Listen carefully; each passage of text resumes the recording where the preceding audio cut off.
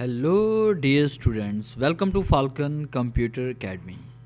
मैं हूं केवल विजय और मैं आज आपको MS पावर पॉइंट 2016 में पढ़ाने जा रहा हूं 3D पॉप कट इफ़ेक्ट कि हम 3D पिक्चर किस तरह से डिज़ाइन कर सकते हैं।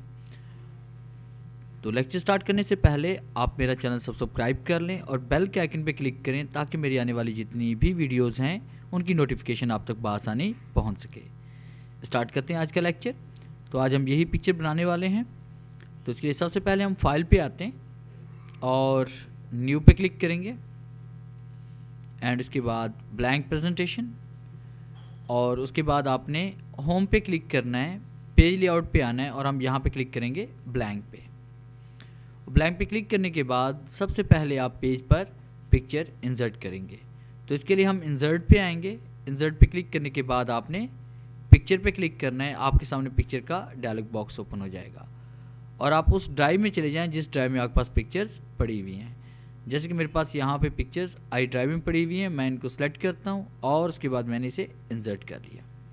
पिक्चर इंसर्ट करने के बाद किसी भी कोने पे क्लिक करें और शिफ्ट प्रेस करते हुए आपने इसको रिसाइज करना है इस तरह से। और फिर उसके बाद आप इसकी कॉपी क्रिएट करें, क्लिक करने के बाद कंट्रोल प्रेस करें और इसको उठाकर आप राइट की तरफ ले जाएं।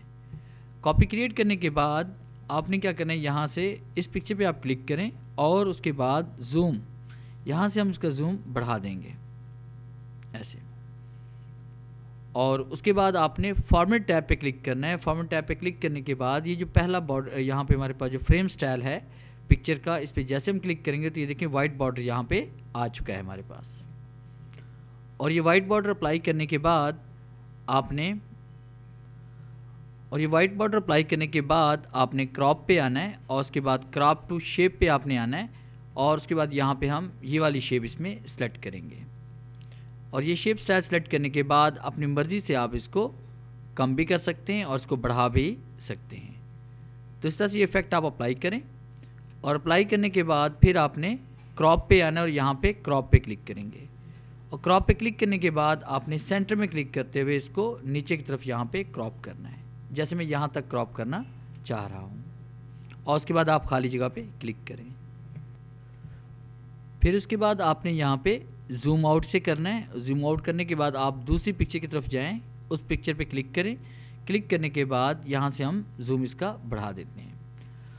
और अब हम इस पिक्चर का बैकग्राउंड यहाँ से रिमूव करेंगे। बैकग्राउंड रिमूव करने के लिए आपने फॉर्मेट पे क्लिक करना है और रिमूव बैकग्राउंड पे क्लिक करना है।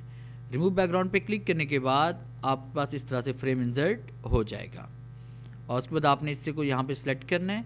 सिलेक्ट करने के बाद आपने मार्क एरिया टू रिमूव पे क्लिक करें, यानी जिससे को हम रिमूव करना चाहते हैं उस पर हम इस तरह से क्लिक करेंगे। जैसे ये सब रिमूव करना चाहते हैं, ये रिमूव करना चाहते हैं और ये वाला हिस्सा इस तरह से रिमूव करना चाहते हैं। और ये सिलेक्ट करने के बाद आप उसके बाद जिससे को आप रिमूव नहीं करना चाहते उसको रखना चाहते हैं तो उसके लिए आप क्या करेंगे, यहाँ पे मार्क एरिया टू की पे आप क्लिक करेंगे और जैसे कि हम इससे को रखना चाह रहे हैं यहाँ पे क्लिक करेंगे इस तरह से।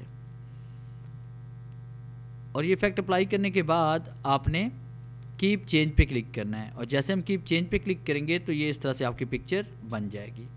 अब उसके बाद आपने यहाँ पे जूम आउट करना है इसे, और जूम आउट करने के बाद इसी पिक्चर को आपने यहाँ से सिलेक्ट करना है और दूसरी पिक्चर पे इस तरह से एडजस्ट करना है, ये ऐसे।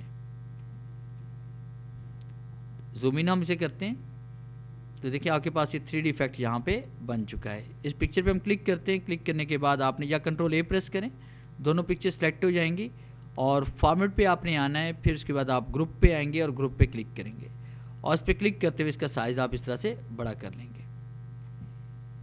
जूम आउट हम करते हैं और उसके बाद अगर आप इसे क्रॉप करना चाह रहे हैं तो आपने पिक्चर पे आना है और फॉर्मेट पे आएंगे। फॉर्मेट पे क्लिक करने के बाद ग्रुप पे आएंगे और आपने इसे अनग्रुप करना है। फिर हम यहाँ पे क्लिक करते हैं हिस्से पे और क्लिक करने के बाद आपने क्रॉप पे आना है ताकि एक्स्ट्रा हिस्सा जो बॉर्डर से हम इसको रिमूव कर सकें यहाँ।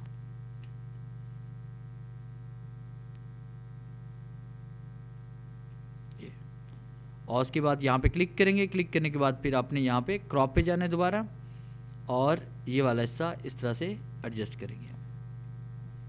तो ये देखिए ये आपका 3D इफेक्ट यहाँ पे बन चुका है। यहाँ पे क्लिक करेंगे, शिफ्ट के साथ दूसरी पिक्चर पे क्लिक करना है आपने और ग्रुप पे आना है, और ग्रुप पे आने के बाद आपने अलाइनमेंट पे आना है, अलाइन टू स्लाइड करेंगे, मिड करेंगे और उसके बाद आपने इसको सेंटर कर लेना है।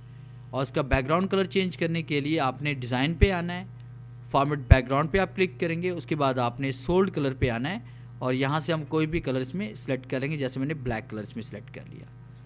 तो इस तरह से हम यहाँ पे पिक्चर इफेक्ट क्रिएट कर सकते हैं।